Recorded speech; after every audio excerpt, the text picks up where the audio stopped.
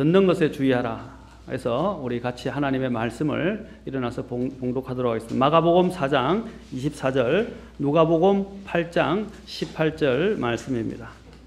마가복음 4장 24절, 그 다음에 누가복음 8장 18절입니다.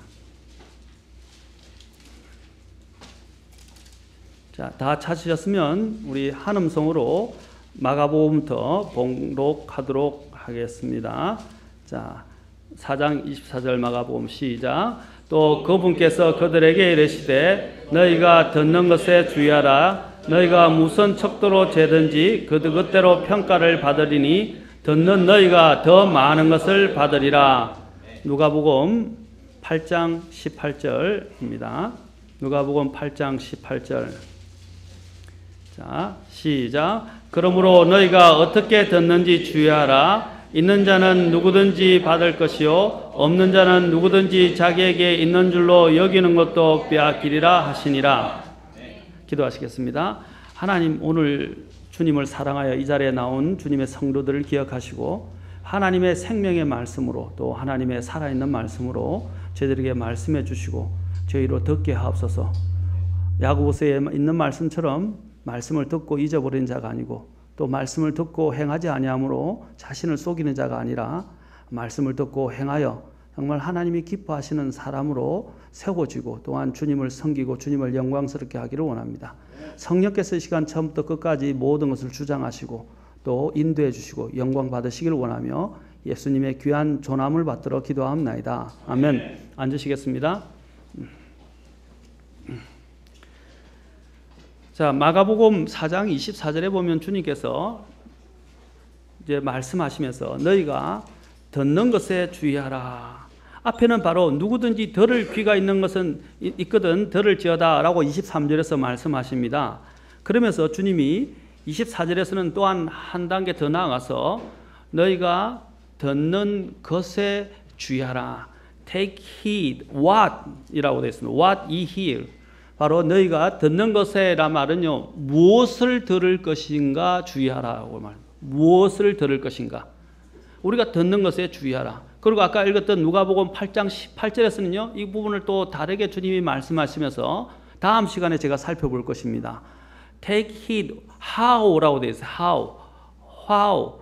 어떻게 들을 것인가 주의하라. 처음에는 듣는 것, 무엇을 들을 것인가 주의하라고 말씀하시고 이제 다음 시간에 살펴볼 것처럼 주님이 계속해서 또 어떻게 들을 것인가 주의하라라고 우리에게 말씀하십니다. 자, 오늘 여기서 듣는 것에 주의하라, 무엇을 들을 것인지 주의하라는 이 말씀은 우리의 귀를 통해 들리는 말에 우리는 주의를 기울이고 신중하게 받아들여야 한다는 말씀입니다. 우리의 생각들과 마음은 눈과 귀를 통해서 들어오는 것에 의해서 크게 영향을 받고 또 그것들은 마음에 새겨지게 됩니다. 우리가 어떤 사람에 관해서 나쁜 말을 들으면 우리는 그 사람에 대해서 계속해서 부정적인 생각에 지배를 당합니다. 또 어떤 사실에 대해서 좋지 못한 이야기를 들으면 우리의 삶을 살아가는데 그 삶에 부정적인 자꾸 영향을 우리가 그 말에 의해서 받으면서 살게 된다는 것입니다. 그러므로 예수님께서는 우리가 분별해서 들어야 하고 또 듣는 것을 신중하게 받아들여야 한다고 말씀하십니다. 귀가 잘못 훈련된 사람들이 많습니다. 자기에게 유리한 말만, 자기에게 필요하고 자기에게 느껴지는 말만 골라 듣는 그 귀를 가진 것이 오늘날 현대인들의 귀라고 말할 수 있고 또 믿지 않는 많은 사람들의 귀라고 말할 수 있습니다. 바로 사도들을 또한 그것들을 경계했습니다. 말세의 마지막 날들에 사람들은 정말 허무하고 허탄하고 정말 논쟁적이고 아무것도 아닌 쓸데없는 것들을 좋아하고 귀를 또 그것을 가지고 자꾸 들으려 한다는 것입니다. 지금 우리 곁에는 수많은 교리와 사상과 철학과 학문과 의견들과 주장들이 난무하고 있습니다. 가만히 있어도 수많은 소리들이 그냥 들려옵니다. 사실 가만히 앉아도 어디 가다 음악을 듣게 되고요. 가만히 앉아도 TV 소리가 들려오고 라디오 소리가 들려오고 음악 소리가 들려오고 어디들 가든 소리들이 마구마구 우리 속에 우리에게 다가오고 우리에게 들려집니다. 사실 너무 많아서 소리가 너무 많아서 골치가 아플 정도입니다. 신경통이 생길 정도고 두통이 생길 정도입니다. 오늘 이 모든 것이 지식과 정보라는 이름으로, 문화라는 이름으로 우리에게 다가오고 있습니다. 이 가운데서 우리가 과연 무엇을 취사해서 선별해서 들어야 할 것인가 하는 문제는 아주 중대한 관건이 됩니다. 우리가 말을 할 때도 가려서 해야 하듯이 듣는 것도 가려서 들어야 합니다. 가만히 있어도 들린다고 해서 다 들어야, 그 소리들을 다 들어야 되는 건 아닙니다. 우리가 어느 것에 집중을 하게 되면 어떤 소리들은 다 어떻게 해요? 밀어내고 필요한 소리만 골라 듣습니다. 맞습니까? 근데 또 그냥 우리가 수동적인 상태에 놓여 있게 되면 아무 소리라도 다 들은 대로 그냥 그것에 의해서 끌려다니면서 삶을 살 수도 있어요. 그렇게 되면 삶이 무방비하게 되고 굉장히 위험하게 될 수도 있다는 사실입니다. 우리가 가만히 있어도 들린다고 해서 다 들어야 되는 것은 아닙니다. 어떤 것은 들어서는 안 되기 때문에 자리를 피해야 하고 듣기를 거절해야 하고, 어떤 것은 듣기 싫어도 들어야 할 말이 있다는 것입니다. 우리가 어떤 것을 듣느냐가 나의 행동과 삶에 지대한 영향을 미칩니다. 오늘 주님께서 뭐라고 말씀하시 24절을 하반절에서 너희가 무슨 척도로 재든지라고 그랬어요. 무슨 척도로 재든지 그대로 평가를 받으리니. 자, 뭐라고 그랬어요? 무슨 척도로 재든지 평가를 받는 문제를 주님은 무엇과 관련해서 말씀하십니까? 듣는 너희가 더 많은 것을 받으리라. 듣는 너희가 듣는 그 척도를 가지고 어떻게 무엇을 듣느냐, 어떻게 듣느냐에 따라서 어떻게 해요? 하나님께로부터 더 많이 받을 것인가 안 받을 것인가도 결정된다는 것입니다. 그래서 뭐랬어요? 첫째는 들어야 한다는 것입니다. 근데 주님이 들어야 한다고 말씀하시지만 아까 앞에 23절 보세요. 들을 귀 있는 자는 뭐라 그랬어요? 누구든지 들을 귀 있는 자는 들을지어다 해서 귀가 있는 것이 중요한 게 아니라 들을 귀가 있어야 된다 그랬죠. 근데 듣는 것도 중요하지만 또 뭐라 그랬어요? 무엇을 들을 것인가? 무엇을 들을 것인가 주님은 주의하라고 말씀하십니다. 우리가 올바른 것을 듣는다면 그에 해당하는 만큼 주님께서는 뭐라고 했어요? 우리가 받게 될 것이다 라고 말씀하십니다. 그러나 우리가 진리의 것을 듣지 못한다면 있는 것마저도 어떻게 해요? 빼앗기게 될 것이라고 말씀하십니다. 여기저기서 수많은 소리가 내게 들려오고 나에게 오라고 손짓을 합니다. 그러나 우리는 이것저것 다 들으려고 기웃거릴 시간이 없을 뿐 아니라 그런 것들도 또 다 들을 수도 없어요. 그리고 들어도 다 소화를 할 수도 없고 분별조차 못하는 것이 태반입니다. 제가 통역을 하지만 여러분 보십시오. 제가 통역하는 분야가 있어요. 만약에 여러분 과학적인 분야라든지 아니면 또 공학적인 분야라든지 아니면 또 깊이 있는 정치적인 이런 경제적인 이런 분야들을 제가 좀 알지만은 그래도 제가 전공한 부분들은 저는 신학이에요. 그렇죠. 물론 경영학을 했긴 했지만 저거는 더 신학에 더 시간을 많이 보냈기 때문에 신학적인 언어들은 듣지만 그 전문적인 용어들을 들으면요. 제가 들어도 무슨 말인지 이해 못하는 단어들이 용어들이 너무 많이 있어요. 그렇지 않습니까? 왜냐하면 그것을 공부해 본 적이 없고 그것을 이해하려고 해본 적이 없었기 때문입니다. 그냥 흘러 듣는 거예요. 그것들이 내게 맺히지 않습니다. 그냥 그렇구나 하고 넘어가는 것입니다. 여러분 통역에도 다 분야가 있어요. 분야들이 있어요. 모든 걸 다 통역하는 게 아니라 다 자기들의 전문 분야가 다 있습니다. 그래서 자기들의 전문 분야와 관련된 부분에서만 자신들이 잘 들어온다 이 말이에요. 들어오게 돼 있어요. 마찬가지입니다. 우리가 모든 것을 다 들을 수 있는 어떤 시간적 여유도 없고 다 들을 수도 없고 소화도 못하고 분별하지도 못한다는 것입니다. 그래서 하나님께서는 뭐라고 했어요? 너희가 듣는 것, 무엇을 들을 것인가에 주의하라고 말씀하십니다. 우리가 무엇을 듣는가 하는 것은 앞으로 우리의 향방을 결정하는 중요한 원천이 됩니다. 또한 우리는 하나님의 자녀로서 다른 사람들에게 빛을 비추어주고 진리를 증언해야 될 책임이 있는 사람들입니다. 우리가 세상 끝들에 먼저 귀를 기울인다면 우리가 가진 진리를 우리는 왜곡하거나 진리를 잊어버리거나 진리가 변질되기 쉽다는 것입니다. 그렇다면 우리가 들어야 할 것이 무엇입니까? TV나 매스미디어를 통해서 무엇을 보고 듣는 것과 함께 우리는 먼저 우리가 보고 듣는 것들을 판단할 수 있는 절대적인 가치와 기준을 먼저 가져야 한다는 것입니다. 절대적인 가치와 기준이 형성되기 전에는 아무 것이나 보고 듣는 것은 아주 위험한 일입니다.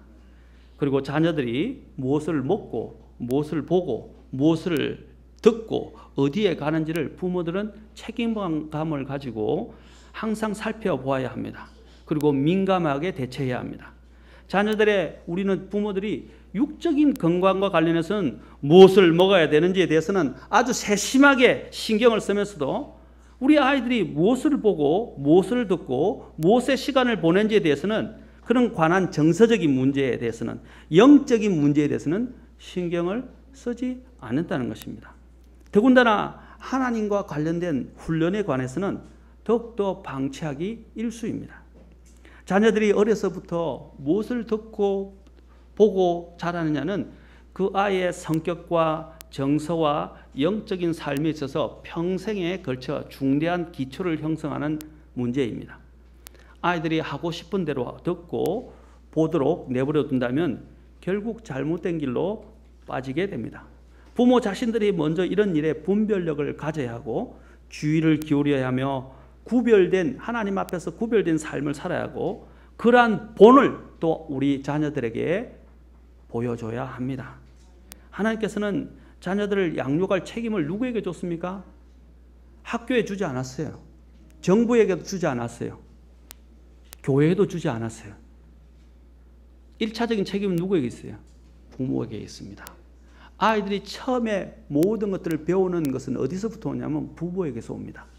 부모가 그 책임을 소홀히 하게 되면 하나님께서 그 책임을 그 부모에게 나중에 부르실 것입니다. 그런데 부모들이 요즘 맞벌이 한다고, 맞벌이 나쁘다고 저는 생각하지 않습니다. 맞벌이를 하지만 맞벌이로 인해서 1차적으로 부모에게서 아이들이 소리를 듣고 배워야 하는데 부모가 그 소리를 전달하지 못해서 다른 양육자에 의해서 잘못되어진 부분들을 가르침을 받게 되고 그 안에서 양육을 받아서 크게 되면 그것은 큰 문제입니다. 왜 하나님이 누구에게 책임을 묻겠어요? 첫 번째는 부모에게 책임을 물을 것입니다. 그래서 부모가 1차적인 하나님, 그러니까 부모 아닙니까? 자기의 배에서 자기가 태어나게 했잖아요.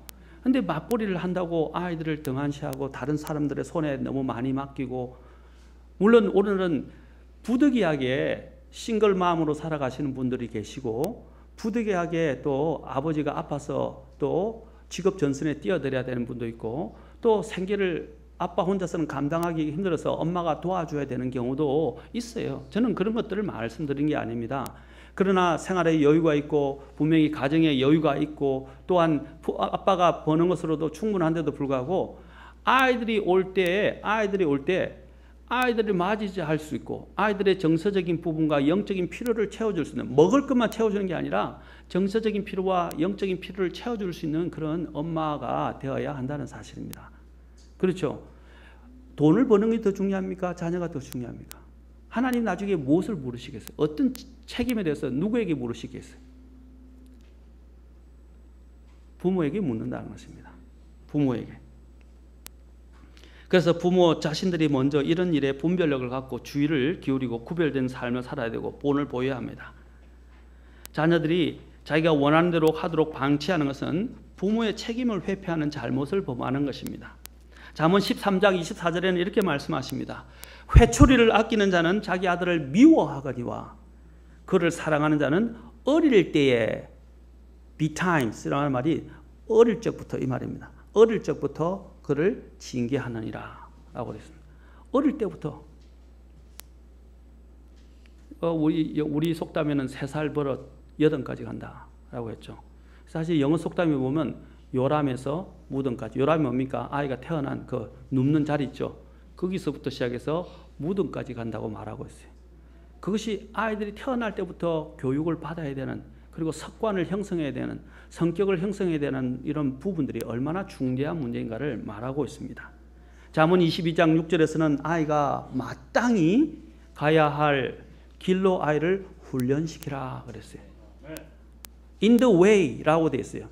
He should go. 그가 가야만 할, 마땅히 가야 할 the way라고 그랬어요. 하나님의 그 길로 어떻게 해요? 아이를 훈련시키라. 여기 훈련이라는 것은 군사적인 또 운동가들이 하는 그런 훈련적인 말을, 용어를 쓰고 있다 말입니다.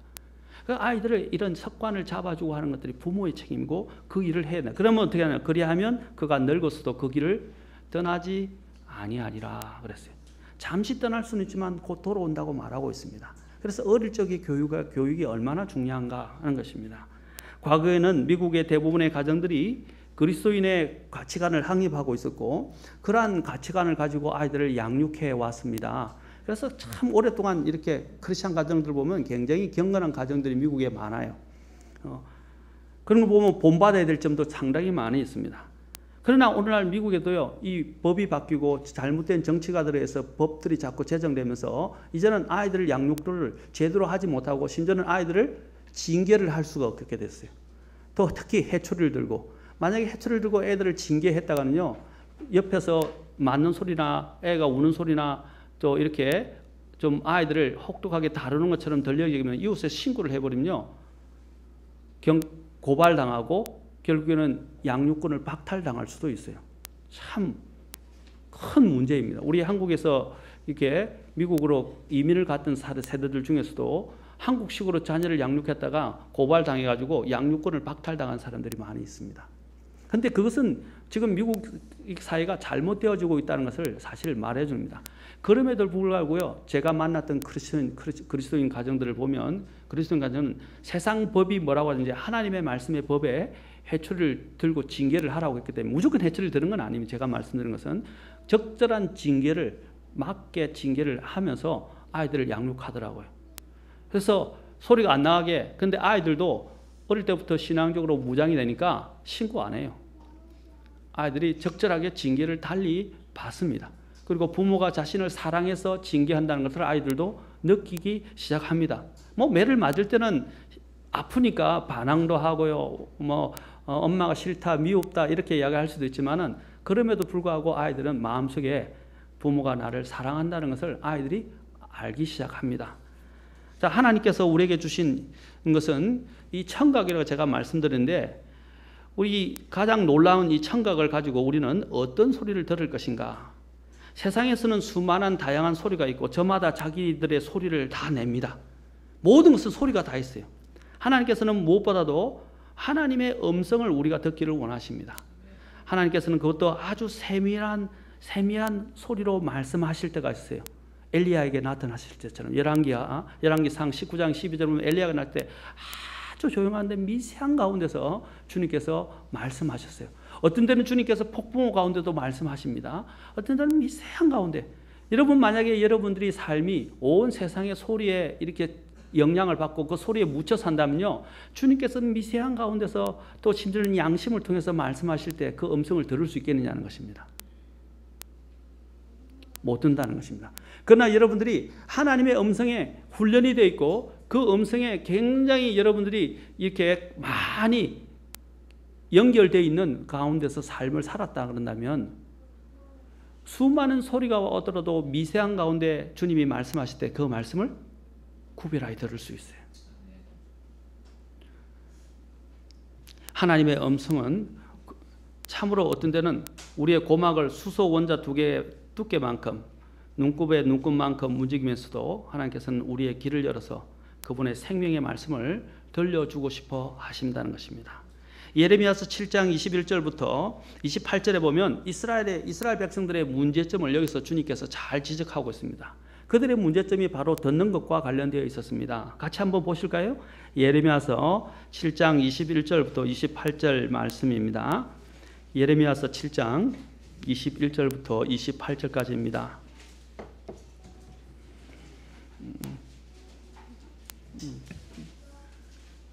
(7장 21절부터 28절까지) 제가 봉독하겠습니다.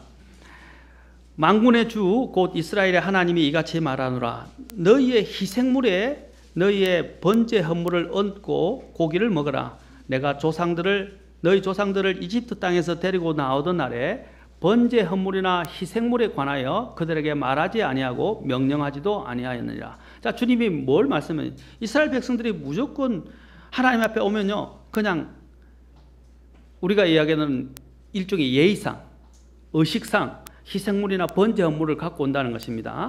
그리고 그 얹고 고기를 먹는다는 거죠. 그런데 주님께서는 먼저 이스라엘 백성들을 이집트에 데리고 나올 때 번제 헌물을 드리라, 희생물을 드리라고 그들에게 말하거나 명령하지 않았다는 것입니다. 그럼 뭘 말씀하시느냐? 7장 23절 보시면 오직 내가 이것만을 그들에게 명령하여 이르기를 내 음성에 순종하라. 그래야면 나는 너희 하나님이 되고 너희는 내 백성이 되리라. 너희는 내가 너희에게 명령한 모든 길로 걸으라. 그리하면 너희가 잘 되리라 하였으나, 자 보세요. 그들이 귀담아 듣지 아니하며 귀를 기울이지도 아니하고 자기들의 악한 마음이 꾀하고 상상하는 대로 걸으며 뒤로 물러가고 앞으로 나아가지 아니하였도다. 너희 조상들이 이집트 땅에서 나온 날부터 이 날에 이르기까지 내가 날마다 아침 일찍 일어나 너희에게 나의 모든 종 대언자들을 보내었으나 뭘 하려고 보냈어요? 하나님의 음성을 듣게 하려고, 하나님의 메시지를 듣게 하려고 대언자들을 부지런히 일찍부터 보냈다고 그랬어요. 근데 그들이 내 말을 듣지 아니하며 귀를 기울이지도 아니하고 오히려 자기들의 목을 굳게 하여 자기들의 조상들보다 더 악하게 행하였느니라.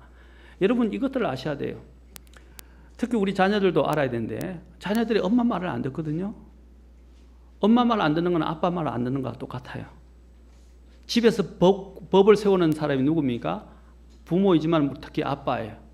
그렇죠? 저는요, 우리 아이들이 엄마 말 안 들으면 저를 거역한 것과 똑같이 저는 취급합니다.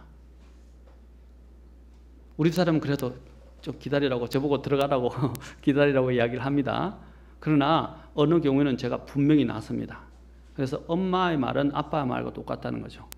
여기도 마찬가지입니다. 오늘 여기서 주님이 대언자들을 보내셨는데, 하나님께서 대언자들의 말은 누구의 말입니까?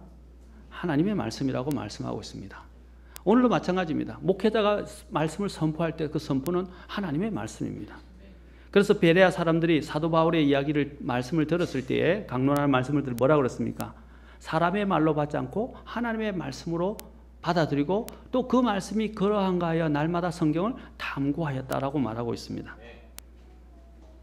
자, 그 다음에 27절 보면, 그러므로 내가 그들에게 이 모든 말을 할지라도 그들이 내 말에 귀를 기울이지 아니할 것이요, 또 너가 그들을 부를지라도 그들이 내게 응답하지 아니하리라. 오직 너는 그들에게 이르되 이 민족은 주 자기들의 하나님의 음성에 순종하지도 아니하며 바로잡는 것을 받아들이지도 아니하는 민족이니 진리가 사라졌고 그들의 입에서 끊어졌도다 할지니라. 주님이 원하시는 게 번제 헌물과 희생물입니까? 주님은 번제 헌물과 희생물보다 하나님의 음성에 순종하는 것을 더 원하십니다. 이게 먼저예요. 그런데 우리는요, 이 종교적인 우리 인간의 본성에는 종교적인 게 있어서 하나님의 뭔가 자꾸 갖다 드리려고 그래요. 그리고 갖다 바치려고 그럽니다. 이게 종교예요. 하나님의 갖다 바치는 것은 감사와 자원에서 나오는 마음에서 주는 것이지, 그렇죠? 마음이 비뚤어지고 내가 하나님의 말씀을 듣지 않으면서 갖고 오는 것들은 하나님 앞에 다 헛것이에요. 오늘 여러분들이 와서 하나님 앞에 드리려 해도 드리든 드리지 않든 하나님이 그걸 보지 않고 우리의 중심을 보시는 것입니다. 우리가 하나님의 말씀에 귀를 기울여 듣는가를 주님이 보신다는 것입니다. 하나님께서는요, 그분의 말씀으로 세상을 창조하셨고 이 세상에게 명령하셨어요.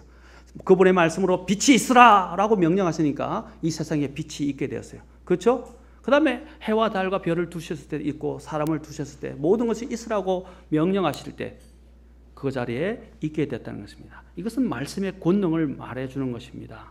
하나님은 이 말씀으로 온 세상을 창조하셨고 이 말씀으로 온 세상을 지탱하고 계시고 이 말씀으로 온 세상을 심판하시게 될 것입니다. 그래서 주님은 처음부터 끝까지 인간을 만드시고 말씀하시는 것이 무엇입니까? 너희는 내 음성을 들으라 라고 주님이 계속 말씀하시는 것입니다. 내 음성을 들으라고 말씀하시고 호소하시고 또 초청하고 계십니다.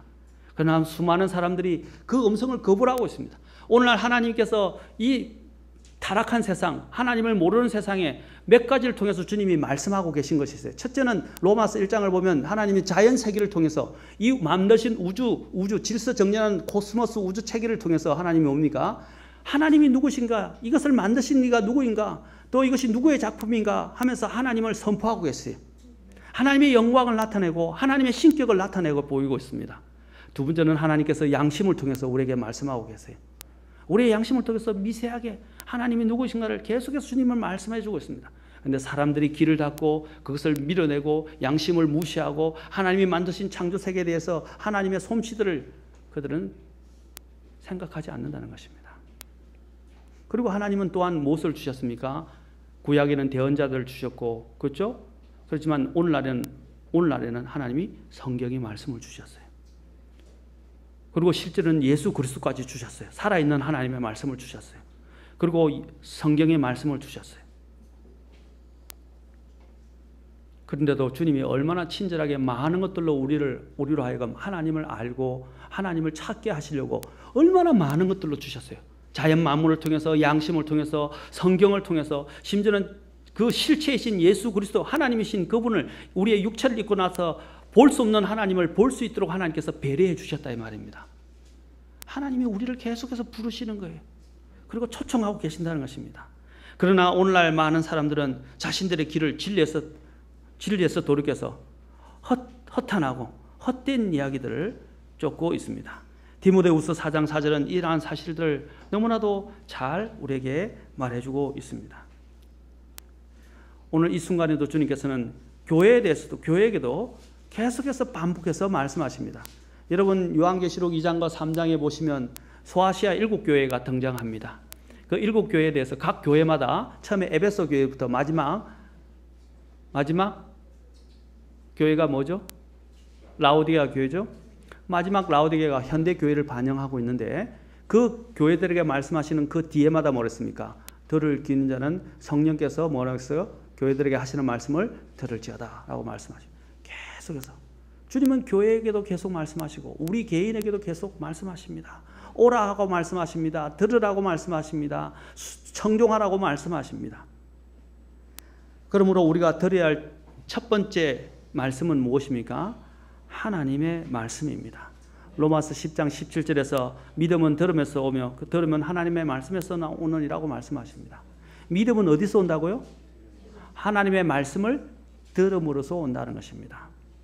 하나님의 말씀을 들음으로. 믿음은 거기서 생성돼요. 하나님의 말씀과 연관이 없는 믿음은 잘못된 믿음이에요. 그리고 잘못된 것으로 기착되어집니다. 하나님의 말씀을 들으십시오. 이렇게 이야기했는데도 성경도 안 읽고요. 이렇게 이야기했는데도 말씀을 듣지 않고요. 이렇게 이야기했는데도 교회 와서 설교의 말씀도 듣지 않고요. 이렇게 이야기했는데도 하나님의 말씀을 공부하지도 않고요. 하나님의 음성에 귀를 기울이지 않는 사람들이 많이 있어요. 믿음은 어디서 생성된다고요? 하나님의 말씀을 들음으로부터 생성되고 유지되고 지켜집니다. 믿음은 우리의 생명의 말씀과 연관되는 것입니다. 요한복음 5장 25절에서 예수님께서 말씀하셨습니다. 진실로 진실로 내가 너희에게 이르노니 죽은 자들이 하나님의 아들의 음성을 들을 때가 오고 있는데 곧 지금이라. 듣는 자들은 뭐라고 했냐면 살리라 그러셨어요. 살리라. 여러분 살고자 원하십니까? 그러면 하나님의 음성을 들어야 돼요. 아들의 음성을 들어야 합니다. 아버지께서 자기 속에 생명이 있는 것 같이 아들에게도 주사 그 속에 생명이 있게 하셨고 또 그가 사람의 아들 인자이므로 그에게 또한 심판을 집행할 권위를 주셨느니라. 이 말에 놀라지 말라. 무덤 속에 또 주님께서는 지금이 하나님의 아들의 음성을 들을 것이라고 말씀하시면서 요한복음 5장 28절에서 계속해서 말씀하시기를 이 말에 놀라지 말라. 무덤 속에 있는 모든 자들이 그분의 음성을 듣고 나올 때가 오고 있나니. 이제 부활과 관련해서 이야기합니다. 무덤에서도요 나중에 이리로 올라오라 하라고 믿는 자들에게 이야기하면 우리가 다 한결같이 전부 다 어떻게 해요? 주님 앞에 서게 올라갈 것입니다. 그걸 우리가 일명 휴거라고 이야기합니다. 그리고 또 하나님을 거부한 자들도 어떻게 합니까? 다 불러일으키셔서 크고 흰 왕자 심판, 일명 백보자 심판이라는 곳에 하나님의 심판대에 서서 그들을 주님께서 이제 심판하실 것입니다. 모두 다 주님의 음성을 들을 때가 올 것입니다. 다 한 번은 거부했던 사람들도 다 듣게 돼요. 야고보서 1장 21절에서는 그러므로 모든 더러움과 넘치는 악을 내버리고 접붙여진 말씀 곧 능히 너희 혼을 구원할 수 있는 말씀을 온유함으로 받으라. 온유함으로 말씀을 구원할 수 있는 말씀을 듣기 위해서는 어떻게 된다고요? 더러움과 넘치는 악을 내버리라 그랬어요. 내버리라. 하나님의 말씀은 생명의 말씀이며 우리의 영적 양식이 됩니다. 주님께서는 내가 곧 생명의 빵이다 라고 말씀하셨어요. 생명의 빵이다. 내가 곧 생명의 빵이니 내게 오는 자는 결코 줄이지 아니할 것이요 나를 믿는 자는 결코 목마르지 아니하리라. 하늘에서 내려온 생명의 빵이라고 말씀하십니다. 그리고 또한 계속해서 요한복음 6장 63절에서 말씀하시기를 살리는 것은 영이니 육은 아무것도 유익하게 하지 못하느니라. 내가 너에게 이르는 말은 곧 영이요 생명이니라. 살리는 것이 뭐라고요? 영인데 그 영의 생명을 주는 게 뭐라고요? 주님의 말씀이라고 말씀하십니다. 주님의 말씀. 부활 때도 우리는 주님의 말씀을 듣고 부활하게 될 것입니다.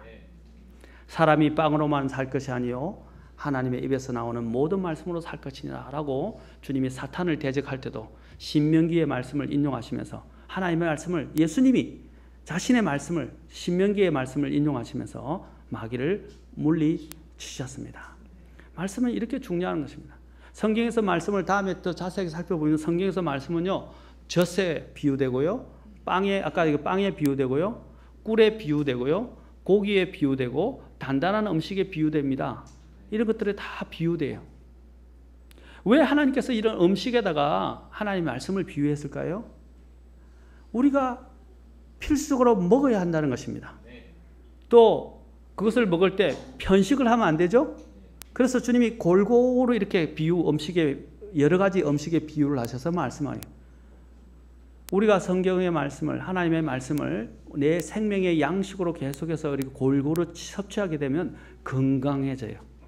사람이 건전해집니다. 건전해지고 건강하게 됩니다.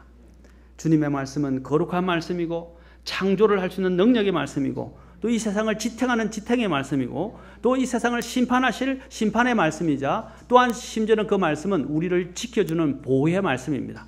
그리고 그 말씀은 또한 우리에게 위로를 주는 말씀입니다. 하나님의 말씀은 또 놀라워서 우리를 보호해 주는 것 관련해서 우리로 하여금 범죄하지 죄를 짓지 않도록 막아주는 또한 하나의 좋은 울타리가 되어줍니다. 시편 119편 9절과 11절에 우리가 잘 알죠? 자주 암송하는 구절입니다. 한번 같이 그래도 보시죠. 시편 119편 우리가 보도록 합시다. 9절과 11절.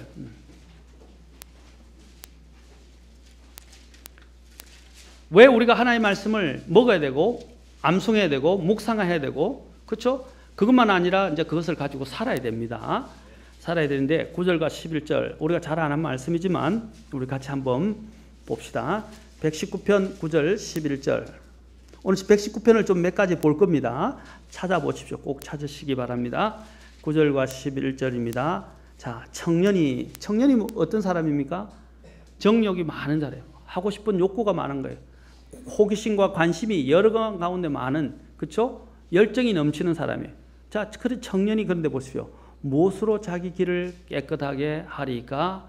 주의 말씀에 따라 자기 일을 조심함으로 하리라. 자기 일을 깨끗하게 할 수 있는 것은 어떤 것이요? 주의 말씀에 따라. 자, 10절에 내가 온 마음으로 주를 찾아싸우니 내가 주의 명령들에서 떠나 방황하지 않게 하소서. 여러분을 방황하지 않게 하는 게 뭐라고요? 주의 명령들이다 라고 말합니다. 11절 보십시오. 같이 읽겠습니다. 시작. 내가 주께 죄를 짓지 아니하려고 주의 말씀을 내 마음속에 숨겼나이다. 오늘 아침에 성경 공부하면서도 이 구절을 했어요. 아까 골로새서 3장에 보면 15절에서 그리스도의 말씀이 너희 안에 모든 지혜로 풍부히 거하게 하되 라고 나와요. 그래서 그 말씀과 더불어서 이야기했는데 오늘 설교할 건데 또 성경 공부 시간에 또 같이 나왔었어요. 그래서 제가 성경 공부하면서 새신자들과 함께 나누었는데 여기 보면 또 뭐라 했어요? 내 마음속에 숨겨뒀다. 제가 다시 한번 설명을 하는데 여러분이 말씀을 자꾸 읽고요. 말씀을 계속해서 암송하고 내 안에 저장을 해놓으면요. 숨겨서 저장해 놓으면 때가 되면요. 성령께서 여러분이 그 저장고에서 여러분의 마음의 저장고에서 말씀을 자꾸 끄집어내십니다. 여러분이 죄 앞에 막다뜨렸을 때 여러분이 어떤 어려운 시험을 만났을 때 환난을 당했을 때 또 여러분이 정말로 상상할 수 없는 많은 이런 고민 가운데 있었을 때 또 나의 대적자가 나 앞에 나타났을 때 주님이 어떻게 하십니까? 우리 안에 말씀을 저장해 놓으면 그 말씀들을 마치 끄집어내신다 말이에요. 지혜자가 자신의 보고에 들어가서 창고 보고에 들어가서 그 자신들이 원하는 대로 그 보고를 끌어내는 것처럼 성령께서 우리 안에 저장되어 있는 그 말씀을 적재적소에 필요한 대로 끄집어내셔서 우리를 지키시고 보호해 주신다는 것입니다. 그래서 말씀을 묵상하고 암송시키는 거예요. 제가 또 오전에도 또 나눴던 것을 똑같이 말씀드리고 싶습니다. 제가 군에 가기 전에 우리 제 선배 한 분과 성경 공부를 했었는데 대학 때 계속 성경 암송 카드를 가지고 성경을 무조건 아주 군대식으로 외우게 하고요. 그 다음에 또 막 그때는 너무 괴로웠어요. 막 너무 숙제를 많이 주고 너무 많이 외우게 하니까 왜 외워야 되는지 억지로 외웠어요. 그걸 억지로 외워서 그냥 지치가지고 이제는 도망가기도 하고 했었는데 나중에 군대 들어갔는데 어떤 일이냐면요. 제가 정말 군대 생활이 정말 힘들었어요. 구타도 많았고요. 너무 혹독하고 힘들어서 훈련 받는 게 힘들어가지고 눈물이 막 앞을 가지고 고참들이 그렇게 이야기를 하더라고요. 그때는 고참이라고 그랬어요. 선임병들이 너 지금 여기서 포복에서 부산 집에까지 내려갈래? 그러면 네! 가겠습니다! 까지 이야기할 정도로 강원도 최전방에서 부산까지 포복에서도 가겠다고 이야기를 했었어요. 그 정도로 군대 생활이 힘드는데 그때마다 막 어떤 때는 자살 충동도 오고요. 어떤 때는 어떤 그 나를 혹독하게 괴롭히는 그 선임병들을 어떤 때는 막 어떻게 쓰든 죽이고 싶은 생각도 들고요. 너무 막 가슴에 여러 가지 막 생각들이 만감이 교차하고요. 막 너무 힘들었어요. 그럴 때마다 문득문득 그 외웠던 말씀들이 생각이 나는 거예요. 막 성령께서. 그래서 생각이 나면서 저를 그때마다 충동이 일어나려 할 때마다 범죄하려 할 때마다 내가 내 자신을 절제하지 못하고 분노하려 할 때마다 내 마음을 지켜주시고요. 제 삶을 지켜주시고 하나님의 위로의 말씀으로 저를 지켜주시고 저를 인도해 주셨어요. 그래서 하루하루를 견뎠습니다. 그리고 외우고 있는 말씀으로 모질할 때는 또 화장실에 가서 그 옛날에는 다 수세식이 아니라 우리가 보통 일명 퍼세식이라고 그럽니다. 펀다 그러는데 냄새가 진동을 하는 그런 형태의 시골과 같은 변기만 깔끔한 거였고요. 나머지는 전부 똥통이었어요. 죄송하지만. 근데 그곳에 들어가서 성경을 못 읽게 해서 성경을 그 안에 들어가서 왜냐하면 쫄벽이 성경 읽는다고 한가하다고 막 때리고 그랬거든요. 그래서 화장실에 가서 포켓 성경을 꺼내서 성경을 읽으면서 눈물을 흘리고 기도하면서 하나님 약속을 붙들고 아멘 하고 화장실을 나오고 그랬었습니다. 매분마다. 그래서 하나님께서 그 말씀들마다 외울 때마다 그것들 외울 때마다 그 말씀으로 저의 삶을 지켜주시고 보호해 주시고 제가 죄짓지 않게 만들어 주시고 제가 더 하나님 앞에서 잘못된 길로 가지 않도록 저를 항상 지켜주는 길잡이가 되셨어요. 보호막이 되어 주셨다 이 말입니다. 여러분들은 지금 몰라요. 지금 우리 아이들이 성경 오후 때 성경 암송하잖아요. 암송하면서 외울 때 지금 아이들이 그 가치를 모릅니다. 나중에 이 아이들이 자라고요 하게 되면요. 문득문득 엄마가 일러주던 그 성경책의 말씀들이나 또 아니면 자신들이 외웠던 교회에서 외웠던 그 주일학교 때의 말씀들이 그 자신들이 커서 성장했을 때 자기도 모르게 나는 잊어버렸다고 생각했는데 그 순간마다 말씀이 막 계속해서 생각나면서 우리를 잡아주고 방향을 잡아주고 삶의 길잡이가 되어주는 것을 느끼게 됩니다. 주님께서 진리의 성령이시면 너희를 뭡니까? 모든 진리 가운데로 인도하실 거고 나를 영광스럽게 하면 또 어떻게 했어요? 내가 너에게 알려준 그 말을 다 기억나게 하시리라 라고 요한복음 그렇죠? 14장 26절 15장 26절에서 말씀하십니다. 하나님께서 성령을 통해서 어떻게 하신다고요? 우리 안에 말씀을 저장해 놓으면 성령께서 진리의 성령, 성경에 저자 있는 성령께서 그 말씀들을 적재적소에서 끌어내셔서 우리의 삶을 지켜주신다 이 말입니다. 그러므로 여러분 말씀을 듣고 저장하는 것보다 더 중요한 것이 없습니다. 대표적인 우리가 예로 마리아와 마르다를 들 수 있습니다. 마리아는 주님이 오셨을 때에 그분의 발치에 앉아서 주님의 말씀을 듣고자 했습니다. 그러나 마르다는 주님을 접대하는 일로 너무 분주했어요. 주님을 접대하고 섬기는 것은 그것도 중요한 일입니다. 그러나 말씀을 할 때는 말씀을 그렇죠? 듣는 그 자리에 있어야 됩니다. 아멘. 그래서 제가 늘 자매님들에게 말씀드리잖아요. 음식 준비 안 먹어도 된다고 그랬어요. 하나님의 말씀을 일주일 만에 한 번 와서 말씀을 듣는데 밥한다고 부엌일 한다고 설교를 드려야 될 때 말씀을 드려야 될 때 그 자리에 오지 않고 그 일에 분주하면 하나님이 과연 기뻐하라 하시겠냐는 거예요. 경배의 첫 번째가 뭡니까? 하나님을 높여 찬양하고 하나님의 말씀을 듣는 것입니다. 만약에 여러분이 정말 하나님을 사랑한다면 그 말씀을 소중히 여긴다면 제일 먼저 그 전날에 와서 준비하든지 아니면 새벽에 일찍 와서 준비하고요. 해야 된다면 그 다음에 말씀을 듣는 자리에는 말씀에 앉으셔야 돼요. 마르다는요, 거기 성경 보면 경황이 없었다고 이야기하는데 그 일로 인해서 분주해가지고 오히려 일에 방해가 됐다는 거예요. 주님의 말씀을 듣지 못하고 다른 사람에게 방해가 된 거예요. 우리는 주님이 말씀하실 때, 주님이 계실 때, 그분께서 말씀하실 때 그 말씀을 직접 듣는 것이 가장 최우선의 가장 좋은 길입니다. 우리는 일을 하는 것이 나쁘다고 저는 말씀드린 게 아닙니다. 우리는 주님을 섬겨야 하고 주님의 일을 해야 합니다. 그러나 말씀을 듣지 못하고 말씀에 따라서 일을 하지 않으면 다 그것은 헛된 행위에 불과합니다. 우리 아까도 했죠. 믿음은 어디서 생성된다고 했어요? 하나님의 말씀. 하나님이 기뻐하시는 건 뭡니까? 믿음이 없이는 하나님을 기쁘시게 하지 못한다고 그랬어요. 그런데 그 믿음은 어디에 기반을 둔다고 했습니까? 하나님의 말씀에 기반을 두는 겁니다. 그래서 하나님의 말씀에 기반을 두고 하나님의 말씀에 따라 하나님을 섬겨야 돼요. 그런데 하나님의 말씀을 깨닫지도 못하고 하나님의 말씀을 기준을 두지도 않고 자기 마음대로 하나님을 섬기면 하나님이 기뻐하지 않은 그건 믿음이 아니에요. 그건 자기 믿음이에요. 하나님은 생명의 말씀, 생명의 규칙을 이 성경을 통해서 주셨어요. 주님을 섬길 때도 어떻게 섬기라고 말씀하셨어요.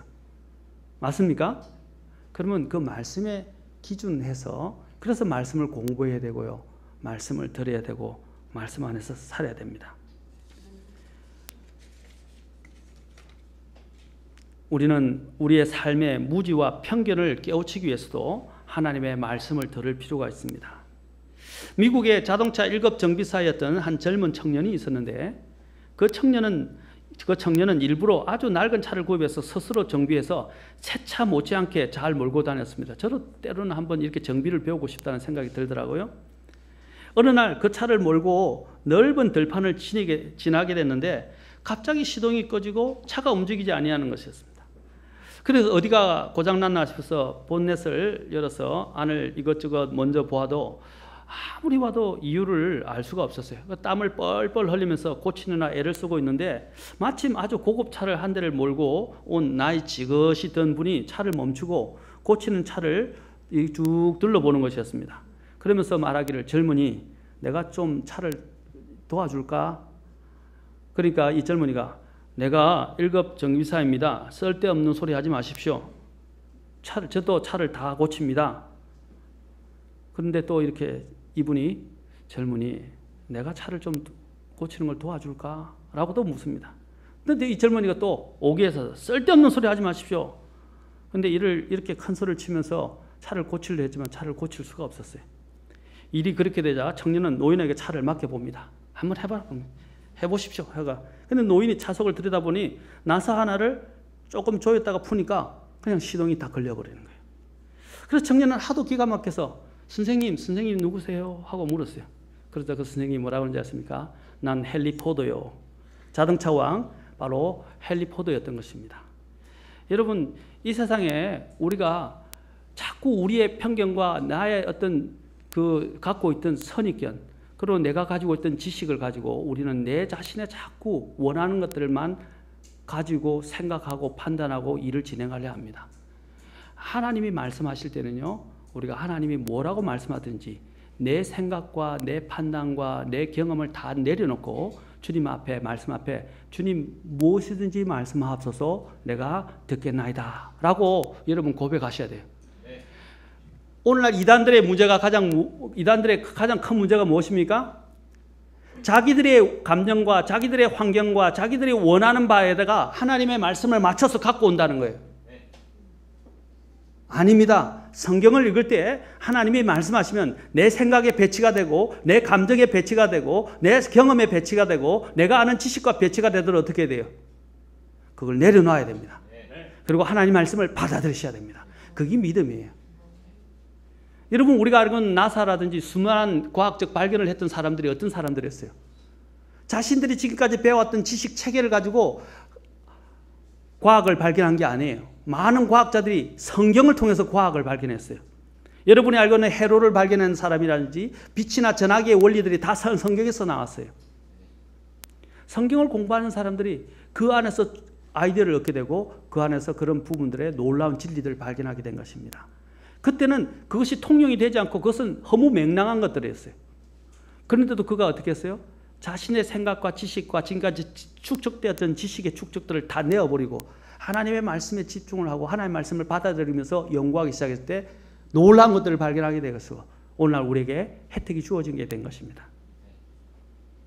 말씀을 들으면 그것이 내 삶의 권능이 되고 생명이 됩니다. 주님께서 이 땅에 말씀으로 오신 분입니다. 하나님의 권능은 바로 말씀으로 계시해 주시는 것입니다. 자연을 통해서, 아까 양심을 통해서, 심지어는 꿈과 환상을 통해서, 대언자를 통해서, 구약에는 그렇게 했었어요. 그러나 주님께서는 드디어 예수님을 통해서, 그리고 이제는 성경을 통해서 말씀하십니다. 하나님의 말씀은 끊임없이 우리에게 지금 오라, 들으라, 들으라 라고 말씀하십니다. 제가 이스라엘 백성의 신명기에 가장 중요한 하나님의 명령의 말씀이 뭐라고 그랬어요? 쉐마, 들으라 라고 말씀하신 거예요. 들으라, 이스라엘아 들으라. 얼굴에서 눈과 입과 코와 귀가 있습니다. 눈은 보기 싫으면 눈을 감으면 되고, 입은 말하기 싫거나 먹기 싫으면 다물면 되고요. 코와 귀는 언제나 열려 있어야 한다는 것입니다. 왜? 코는 숨을 쉬어야 되고 귀는요 뭐라고 그랬어요? 들어야 되기 때문에. 그래서 주님이 구멍을 열어놓으신 거예요. 이해하시겠어요? 하나님의 배려예요. 그래서 제가 말씀드렸죠. 청력은, 의식을 잃어버린 사람도 청력은 살아있다고 말씀드렸죠. 우리가 보기에는 못 듣는 것처럼 하셨지만 다 듣고 있어요. 마지막까지 입은 또 열려 있어야 돼요. 코가 열려 있어야 돼요. 호흡을 해야 하기 때문에. 우리는 무엇보다도 하나님의 말씀을 들어야 합니다. 그리스도인들 중에는 하나님의 말씀 대신 다른 것들에 귀를 기울이는 사람들이 너무 많습니다. 이것저것 기웃거리는 사람들이 너무 많습니다. 저는 모든 것을 전폐하고 하나님의 말씀만 읽으라고 말씀드린 게 아니에요. 아까도 얘기했죠. 하나님의 말씀에 먼저 기초가 세워지고 그 기준이 세워지고 난 이후에 다른 것들을 수용하라 이 말이죠. 아이들의 교육에 있어서도 하나님이 먼저 자리를 잡고 그 다음에 다른 것들이 해야 지혜가 되는 거지, 많은 가치관과 기준이 형성되어 있지 않은 애들이 수많은 소리를 들으면 어떻게 판단을 할 수 있어요? 무엇이 옳은지 무엇이 그런지를 어떻게 알 수 있어요? 그래서 디모데후서 3장 16절에 보면 모든 성경 기록은 교리와 책망과 바로잡음과 의로 교육하기에 유익하니, 새신자반에서 지금 배우고 있지만 그 교리는 무엇입니까? 제일 먼저 교리가 나옵니다. 교리가 뭐예요? 무엇이 옳은가 하는 것을 보여주는 거예요. 무엇이 옳은가? 그 다음에 책망은 뭡니까? 무엇이 옳지 않은가? 그래서 우리가 하나님의 말씀을 가지고 이 편협되어지고 죄로 삐뚤어진 세상에서 무엇이 옳은가를 하나님의 말씀으로부터 기준을 잡고 배워지고 그 다음에 세상의 것들을 수용하도록 가르치시고, 또 여러분도 그렇게 하실 수 있기를 바랍니다.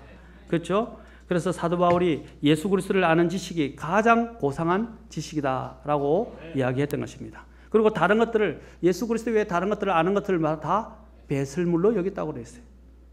예수 그리스도 외에, 여러분 세상 학문은요 인간을 위해서 필요한 것이지만 그러나 그것이 필수 조건은 아니에요. 우리 할머니들 옛날에 이 세상 학문 다 배웠어요, 안 배웠어요? 교육 받았어요, 안 받았어요? 그런데도 잘 사세요. 그렇지 않습니까? 그러나 하나님의 말씀은 이 생뿐 아니라 장차 올 세상에 있어서도 필수적인 요건입니다. 없어서는 안 돼요.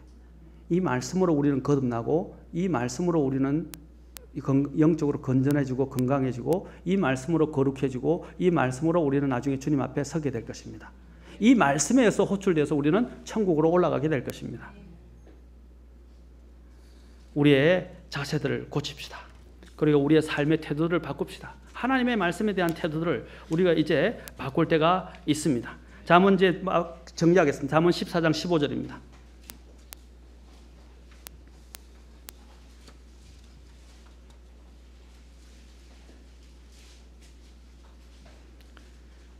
잠언 14장 15절.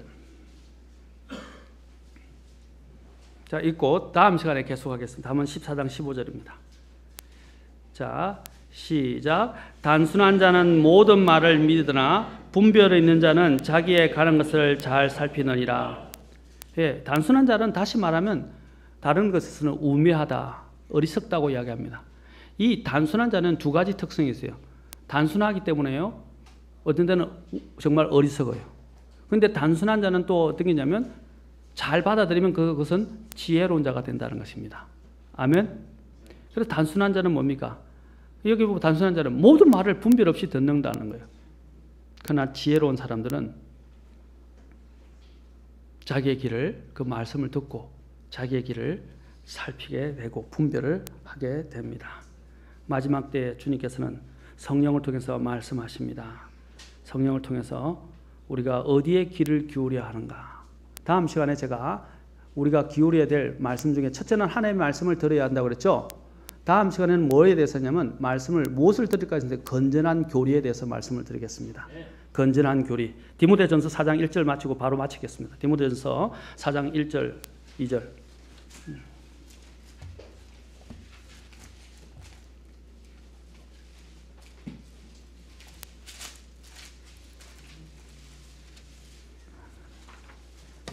자, 디모데전서 4장 1절 2절. 자, 시작. 이제 성령께서 분명히 말씀하시기를 마지막 때에 어떤 사람들이 믿음에서 떠나 유혹하는 영들과 마귀들의 교리들의 주의를 기울이리라 하시는데 이들은 윗손으로 거짓말을 하며 자기 양심을 뜨거운 인두로 치진 자들이라. 마지막 때에 성령께서 말씀하시는데 어떤 말에 귀를 기울인다고 사람들이요? 믿음에서 떠나 유혹하는 영들과 마귀들의 교리들의 주의를 기울이리라. 마지막 때 현상입니다. 오늘 여러분들이 이에서 떼어나기 위해서는 하나님 말씀, 특히 다음 시간에 이야기할 건전한 교리의 말씀을 이제는 들을 필요가 있습니다. 다음 시간에 건전한 교리가 무엇인지에 대해서 말씀을 드리겠습니다. 다 같이 일어서시겠습니다.